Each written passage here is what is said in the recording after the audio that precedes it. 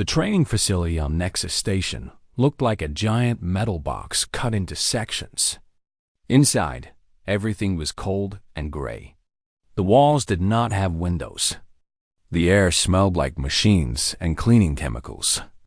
Commander Zareth stood in the observation room and looked down at the empty testing chamber below. His body was hard like crystal, covered in a smooth outer shell that caught the light. He had 6 eyes arranged in 2 groups on his face. His forearms moved with perfect control as he prepared the equipment. Zareth was a Venusian, one of the galaxy's finest military minds. He had tested 30 species in this chamber. Only 2 had not failed completely. 20 humans arrived through the main entrance. They walked on 2 legs, their bodies soft and fragile looking. They had only 2 arms and 2 eyes. To anyone watching, they seemed weak and slow. Jackson led the group. He had been a fighter pilot for the Earth Defense Force, but that seemed like a long time ago now. His face was calm. His eyes were alert and taking in every detail of the facility. Next to him walked Amanda, another pilot. She had less experience than Jackson, but moved with the same kind of calm purpose. Behind them came Kevin, a construction worker from North America. He was tall and carried himself like someone used to hard physical work. Rachel was the last human to enter. She was a linguist and science officer. She had come to record data about the testing program. Commander Zareth watched them through a camera feed. He did not look impressed. His mandibles clicked together in a sound like ice breaking. He had read the files on humans. They were a young species, only recently leaving their home world. They had no genetic enhancements. They had no artificial upgrades to their bodies. They were entirely natural, which meant they were entirely limited. Zareth had seen a Krell warrior dodge projectiles that moved faster than sound. The Andorians had reflexes enhanced by their genetic code, making them move like water flowing around stone. Humans had nothing special. Humans had survived through luck and stubbornness, not through actual capability. The observation room filled with members from other species. A blue-skinned Andorian named Kellis arrived, his movements smooth and practiced. Next came a Krell with 4 arms and eyes that could see in more colors than human eyes could process. There were representatives from smaller species too. A Vorthic scout. 2 Pelians who communicated through vibrations in their chest cavities. They had all come to watch the human testing. They had come to laugh. Jackson approached the main testing chamber. The door was 5 meters tall and made of reinforced material. It slid open with a soft hiss. The room beyond was empty, except for the equipment. Zareth's voice came through a speaker system. It was cold and without any feeling. You will enter the chamber. You will attempt to avoid projectiles. The machine will fire at a standard velocity. You will move only your body. You may not use tools or weapons. You will move from one end of the chamber to the other. Failure means you are hit by a projectile. Failure is recorded. Do you understand? Jackson nodded. He did not look nervous. He did not look afraid. He simply looked ready. The door sealed behind him. The machine on the wall powered up with a low hum. It was a simple device, really. A barrel that could rotate in any direction. Inside were thousands of projectiles. The machine could fire them at any speed the operator selected. Zareth set the velocity to the starting level. Not fast. Not slow. Average. A speed that any being with decent reflexes should handle easily. The first projectile fired. It came from the left side, moving in a straight line across the chamber. Jackson saw it. His body moved. It was not a big movement, just a lean to the right. The projectile passed where his head had been one moment before. Another projectile fired from the right side. Jackson's body twisted. The projectile went past his shoulder. More came. From above. From below. from angles that made no sense. Jackson moved like he had always known where the next projectile would come from. His movements were smooth. They were not desperate. He walked forward through the chamber while the machine fired again and again. He did not run. He did not scream. He walked like he was crossing a street on a normal day. When he reached the end of the chamber, the machine stopped. Zareth reviewed the data. 0 hits. Perfect score. His mandibles stopped moving. This was not what he expected. Amanda entered the chamber next. She did the same thing. She moved like the projectiles were nothing. Like she had been doing this her whole life. 0 hits. Kevin came next. He was not a soldier. He was not a trained fighter. He was a construction worker. When the machine fired, Kevin moved through the chamber with the same casual confidence.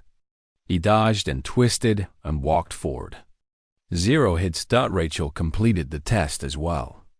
0 hits. One by one, all 20 humans went through the chamber.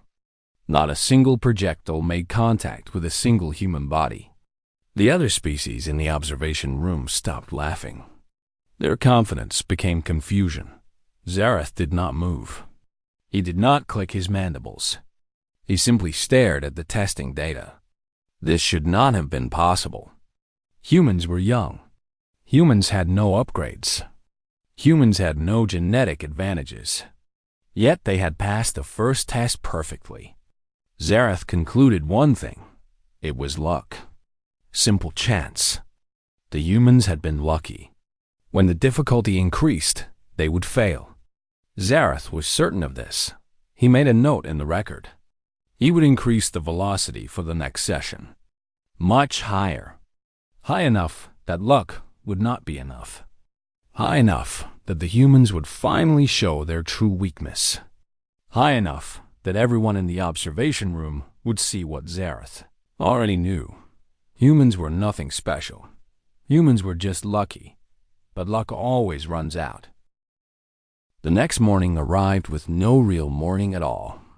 Nexus Station orbited a star, but the training facility had no windows. Time was measured by the station clocks. Zareth had increased the velocity setting to the point where the Krull had struggled the day before. The Krull were a proud species. They had won wars through superior speed and physical capability. They had almost not come to the observation room again, but their competitive nature made them return. The observation room was more crowded now. Word had spread through the station that humans had passed the first test. Other species wanted to see if humans could fail. They wanted to see normal results. They wanted their understanding of the universe restored to normal. The Krull warrior Dixter entered the chamber first. He had 4 arms and a body that seemed to flow rather than walk. When the machine fired at the increased velocity, Dixter moved with absolute grace. His 4 arms helped him balance. His body twisted in ways that human bodies could not twist. He passed through the chamber with only 2 hits. This was expected. The Krull were good at this. They were made for this. Then the Andorians went through the chamber.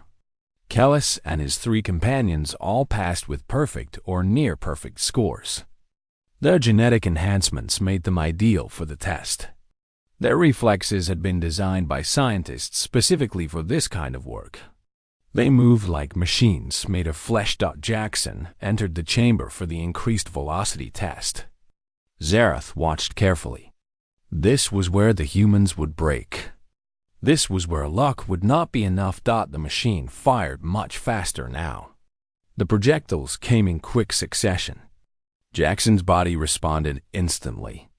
He did not seem to think about where the projectiles would come from. His body just knew. He twisted and leaned and moved his head with perfect timing. He did not dodge big movements.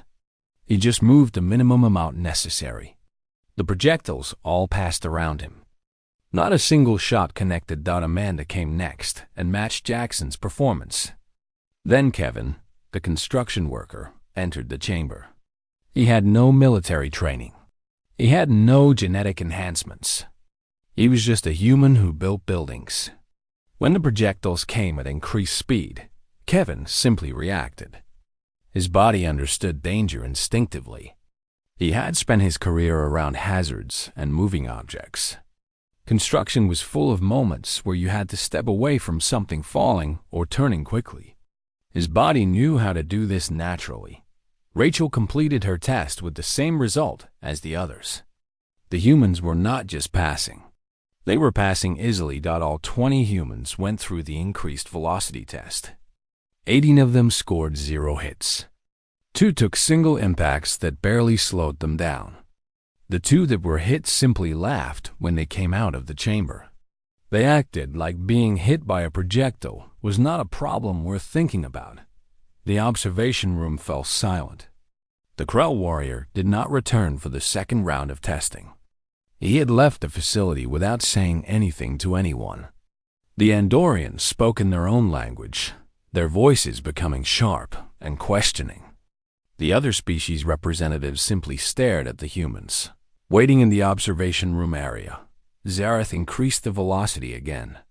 This setting was extreme. This setting had been created only as a theoretical maximum. No species should be able to pass at this velocity. The machine would fire projectiles at speeds that were dangerous to the testing equipment itself. One by one, the humans stepped into the chamber. One by one, they walked through and walked out without a scratch. The doubt Kevin came out of the chamber, laughing out loud. His voice echoed in the hallway. The sound made some of the alien observers uncomfortable. What was funny about almost being hit by projectiles moving at lethal speed? What did humans find amusing about danger? Zareth did not increase the velocity again. He could not. The equipment had limits. Zareth did not leave the observation room like Dixter had done. He remained standing at his control station, staring at the data that did not make sense. Staring at scores that should have been impossible. Staring at videos of humans moving through a storm of projectiles, like they were walking through rain. The humans began to gather in small groups. Jackson and Amanda talked with Rachel, pointing at the testing equipment and discussing something with quiet intensity. Kevin sat against the wall, still smiling from the chamber. He looked like he was enjoying himself. He looked like he was having fun. Zareth clicked his mandibles once. Then again. The sound was sharp and harsh. But he did not move. He did not make any adjustments. He simply stood at his station and acknowledged a truth that was forming in his mind. A truth that he did not want to acknowledge, but could not ignore. The data did not lie. The humans were not lucky. The humans were not enhanced. The humans were something else entirely. Something that Zareth's understanding of biology and training did not have room for. Jackson looked up at the observation window. He could not see Zareth through the one-way glass, but he seemed to be looking directly at him anyway. Jackson smiled. Then he turned back to Amanda and Rachel. Rachel? Well, then he turned back to Amanda and Rachel. The three of them began talking again, but their voices were too quiet to hear through the speaker system. In the observation room, the gathered species representatives continued to watch the humans. Nobody was laughing anymore. Nobody was certain about anything anymore. Zareth made a note in the record for the day. The humans had passed all testing scenarios at maximum velocity settings. No other species had achieved this result. No other species had even come close. Zareth still did not understand how this was possible. But the data was clear. The humans had proven themselves. And tomorrow, Zareth would have to find out why. The third day of testing brought no new velocity settings. Zareth had pushed the equipment to its limits. He could not push further without breaking the machines. Instead, he studied the humans more carefully. He reviewed the video recordings. He analyzed every movement. He tried to find the secret. There had to be a secret. There had to be something he was missing. Rachel sat in the common area with Jackson and Amanda. She had brought a small computer terminal and was writing something. Kevin walked past them carrying water containers. The humans seemed completely unaware that they had broken every assumption Zareth held about species capability.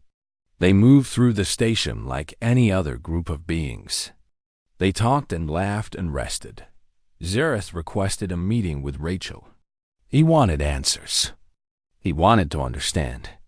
Rachel agreed to meet in the research section of the facility. Rachel entered the room where Zareth waited. She was not intimidated by his appearance. She was not nervous about being alone with a being who was so much larger and harder than her soft human frame. She simply sat down across from him and waited for his questions. Zareth did not waste time on politeness. Explain your species' performance. Your bodies are soft. You have limited sensory capabilities. You have no genetic enhancements. Yet you exceed every expectation. How is this possible? Rachel leaned back in her chair. She did not answer immediately. She seemed to be deciding how much information to give. Then she spoke. You want to know why humans are good at this? The answer is simple. We come from a world called Earth. Earth is not a safe world. Earth is full of things that want to kill humans. Zareth's mandibles moved. This was not the answer he expected. Rachel continued. When you grow up on Earth, you learn early that danger is everywhere. Our world has predators. We have weather that can kill. We have natural disasters. We have disease. Everything on Earth is designed to destroy something else. It is a death world, Commander. That is what we call it. A death world. I do not understand. Your species survived only by chance? No, Rachel said. We survived because our bodies adapted. Our reflexes became sharp. Our brains learned to predict danger. Our instincts became very strong. Every human child grows up falling and learning to catch themselves. Every human learns to move their body away from pain. Every human develops the ability to react without thinking. This is not special to warriors or soldiers. This is normal for all humans. Zareth processed this information. Your entire species has combat training? Not combat training. Just living. Humans play games that involve running and hitting objects. We have sports where bodies crash into each other, and we have to move quickly to avoid being hurt. We ride on vehicles at high speeds for entertainment. We practice fighting styles for fun. We practice movement and balance from the time we are very young.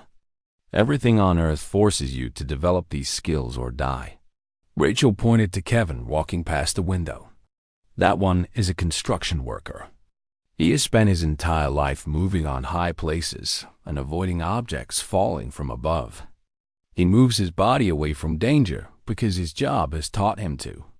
But he is not trained like a soldier. He is trained like a construction worker. Yet he still has the reflexes you see. Zareth's 6 eyes focused on Kevin. Kevin was building something with materials. He was moving with efficiency and speed, adjusting his position to avoid objects, catching things before they fell. His body was doing all of this without conscious thought. Rachel stood up. On your world, or on the Andorian world, or on the Krell home planet, your young are kept safe. They are protected. They are not exposed to danger. Their bodies do not develop the same way. But on Earth, every human child spends their childhood learning to survive, learning to move quickly, learning to avoid pain, learning to catch things, learning to balance on unstable surfaces. By the time a human becomes an adult, their body has thousands of hours of practice at these exact things.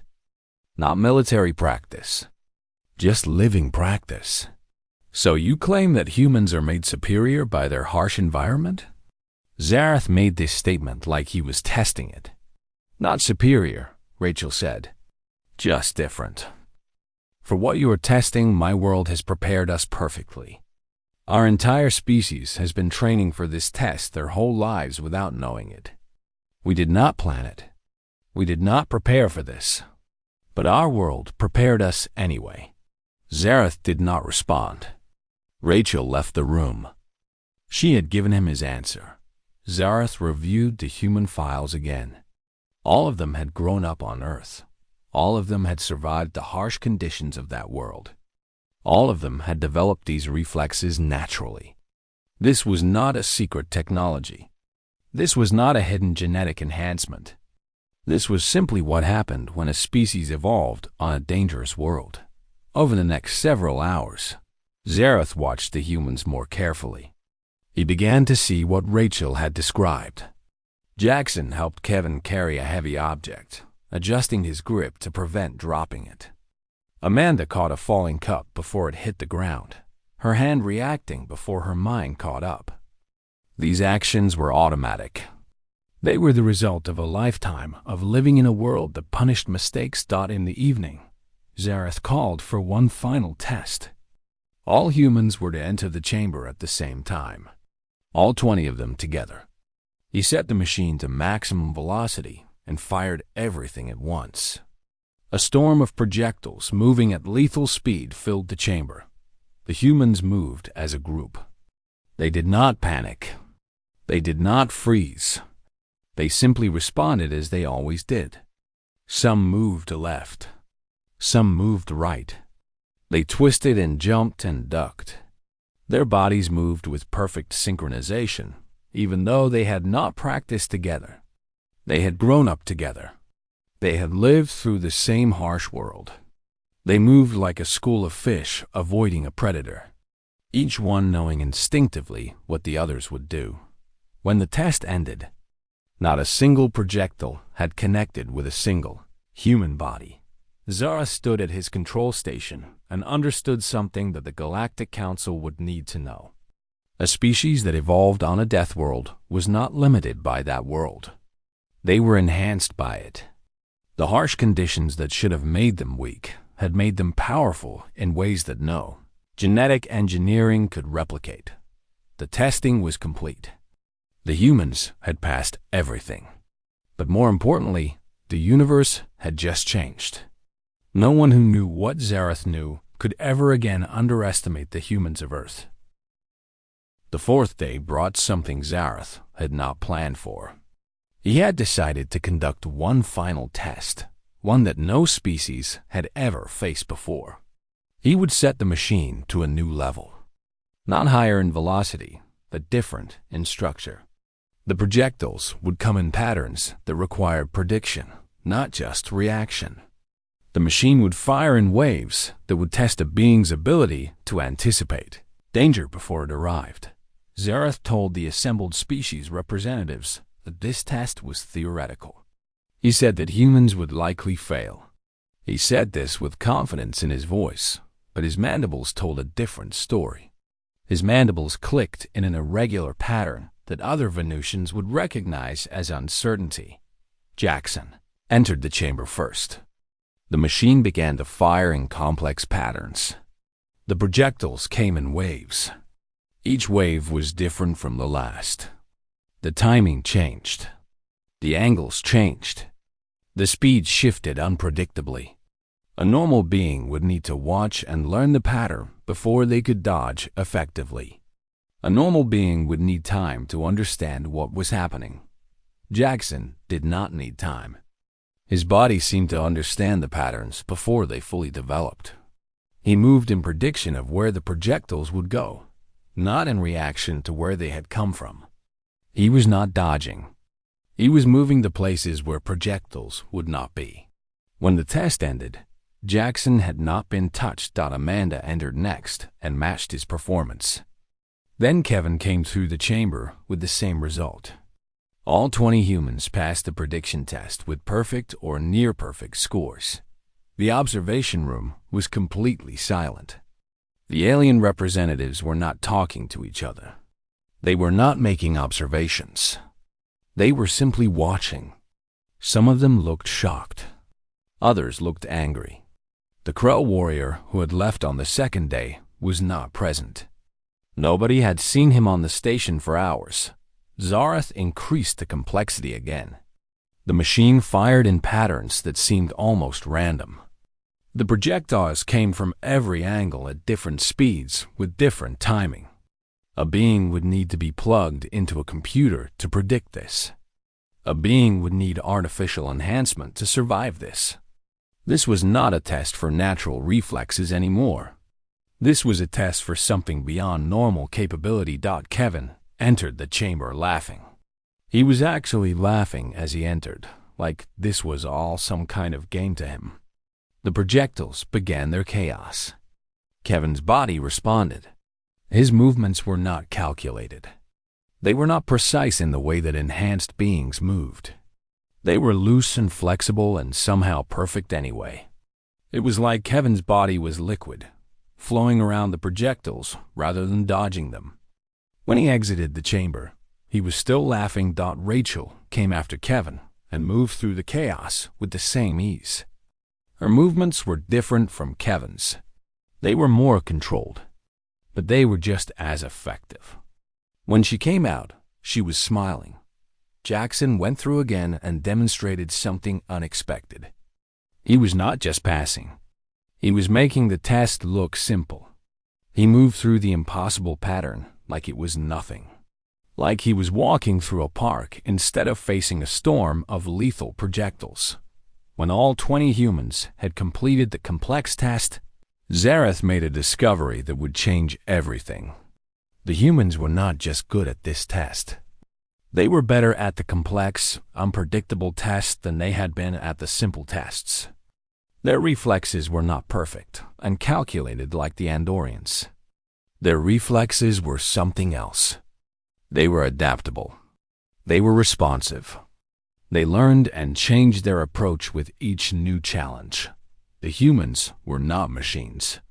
They were living beings who adapted to danger in real time. They learned. They adjusted. They responded to the unexpected in ways that surprised even themselves. Zareth did something he had never done before. He spoke directly to the assembled humans. His voice came through the station speaker system. I do not understand what I have observed. I have tested every species in the known galaxy. None of them have performed as you have performed. None of them have shown this capability. I request an explanation, not from your scientist, from all of you. I want to know why you do what you do. The humans gathered in the observation area. Jackson and Amanda and Kevin and Rachel and all the others formed a group. Jackson stepped forward and looked directly at the camera.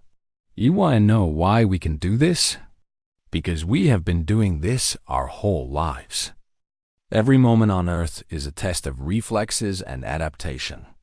We are not soldiers in a test chamber.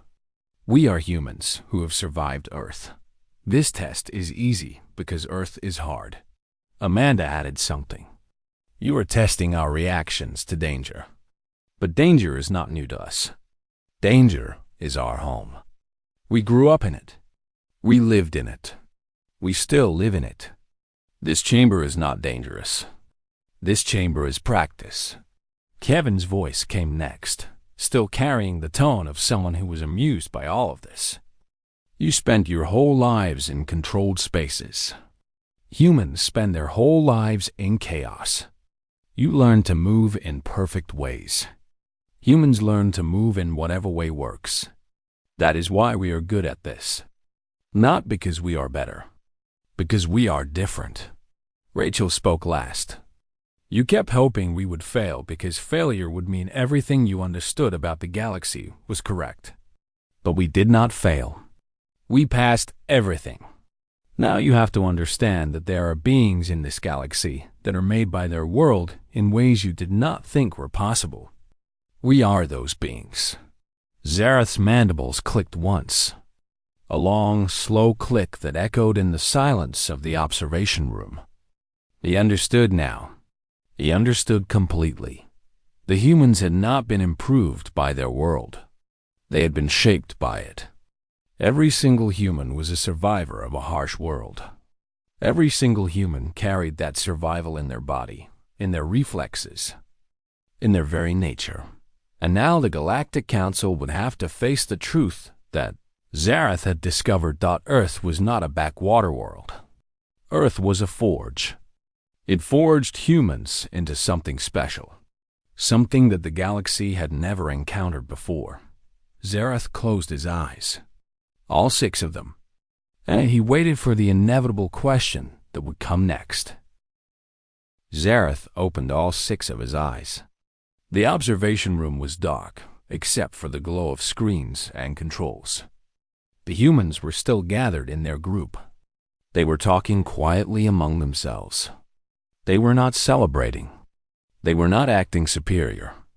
They were simply being what they had always been: human, practical, alive. Why are you all laughing? Zareth spoke through the station communication system. His voice was quiet now. The coldness had gone out of it. He was asking a real question. A question that had been bothering him since the first test. A question that had grown stronger with each passing moment. Jackson looked up at the observation window. He was not laughing at this exact moment, but there was amusement in his face. "We're laughing," Jackson said, "because this entire test is based on something that you and every other species in this galaxy got wrong about us." Amanda continued for him. "You thought you were testing our reflexes. You thought you were measuring some kind of hidden ability. You thought there was something special and hidden that you needed to discover about humans." Kevin's laugh came through the speaker. It was loud and genuine. "But the truth is way simpler than that. You are testing us on something we have been doing since we were babies. You built this whole test, this whole facility, this whole challenge. And all it is to us is just a normal Tuesday." Rachel stepped forward. Her voice was steady and clear. "Humans do not think about reflexes the way you do. We do not think about survival the way you do. We do not practice danger the way you do. We just live. And living on Earth means you get good at not dying. It means you get good at moving away from pain. It means your body learns to do things before your mind catches up. That is not special. That is just normal for us." Zareth's mandibles clicked slowly. "You are saying that all humans possess this level of capability?" "Not just possess," Kevin said. "We live it every single day. Back on Earth, I work on buildings that are being constructed. Stuff falls. Stuff swings. Stuff breaks. I have caught so many falling objects that I have stopped counting. I have moved away from falling materials more times than I remember. This is not something I trained for. This is something that my job requires. And my job is not special. Millions of humans work jobs like this." Jackson added more detail. "Think about how children grow. Human children learn to walk. When they walk, they fall. When they fall, they learn to catch themselves. They learn to move their hands to the ground. They learn to roll. They learn to distribute impact across their body. They learn all of this by age 5. By age 10, they're climbing trees and jumping off things. By age 15, they are learning to drive vehicles that move at high speeds. By age 18, they are fully developed beings who have spent their entire lives learning how to avoid pain." Amanda shook her head. "And that is just the normal stuff.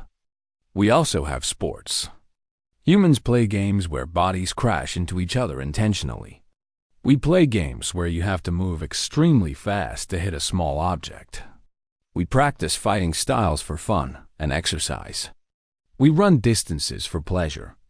We do all of these things not because we are training for war. We do them because they are fun." Rachel brought the final piece of information. "And the most important thing that you are missing is this. Humans are scared animals. We are not the biggest. We are not the strongest. We are not the fastest. We evolved alongside predators that could kill us easily.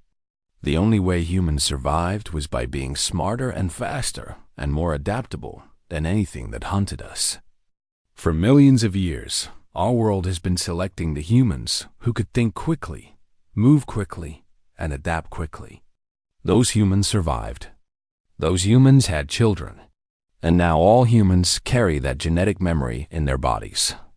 Zareth processed this. The information was not new. Rachel had told him similar things 2 days ago. But hearing it from all of them together, with their explanations of daily life and normal activity, made it different. It made it real in a way that a single explanation had not. You are saying that your entire civilization maintains this level of readiness constantly. We are not maintaining anything, Kevin said. We just exist. Every human who grows up on Earth automatically gets these skills. Not through training, through living. That is what you do not understand. You have to train for this. We just do it naturally because we grew up in a world that forces you to develop these abilities or face serious consequences. Jackson made the final statement. So we are laughing because you built a test to prove that humans are exceptional at something we do every single day without thinking about it. We are laughing because the test that you thought would break us is actually just another Tuesday for us. We are laughing because this facility and this machine and all of this effort is trying to measure something that is so normal to us that we barely notice it. The observation room fell silent. The alien representatives who were still watching had heard everything. They had heard the explanation. They had heard why humans moved the way they moved. Why reflexes that seemed impossible were actually just ordinary for a species from a death world. Zareth closed one pair of eyes but kept the other 4 open. He was processing information that would reshape how the Galactic Council understood strength and weakness, capability and limitation. The Crow warrior asked me if your species was genetically enhanced, Zareth said quietly. I told him that I did not know. Now I know the answer. You are not enhanced. You are exactly what your world made you. You are humans from Earth, and that is enough. Kevin laughed again. That is exactly right. We are not special. We are not super soldiers. We are not genetically perfect. We are just people who grew up on a hard world. That is it. That is the whole secret. There is no hidden technology. There is no genetic enhancement. There is no secret training program. There is just Earth and the humans it produced, and the fact that Earth prepares humans for exactly this kind of test. Rachel added one final thought. And now you know something that the rest of the galaxy will need to learn. When you meet a human, you are meeting someone who has survived a world that tried to kill them. You are meeting someone whose entire body has been shaped by danger and challenge and the need to survive. You are meeting one of the few species in the galaxy that does not need to train to be dangerous. They already are. Zareth stood at his control station and made a decision. He would send a report to the Galactic Council. He would explain what he had learned. He would explain that humans were not a threat because of hidden abilities. Humans were valuable because they had been shaped by the harshest world the Galactic Council had encountered. And that shaping had made them into something that no amount of engineering could replicate. The testing was over. The humans had not just passed the tests. They had transformed them into something else entirely. They had taken a test designed to measure one thing and revealed something far more important. They were human, and that was everything.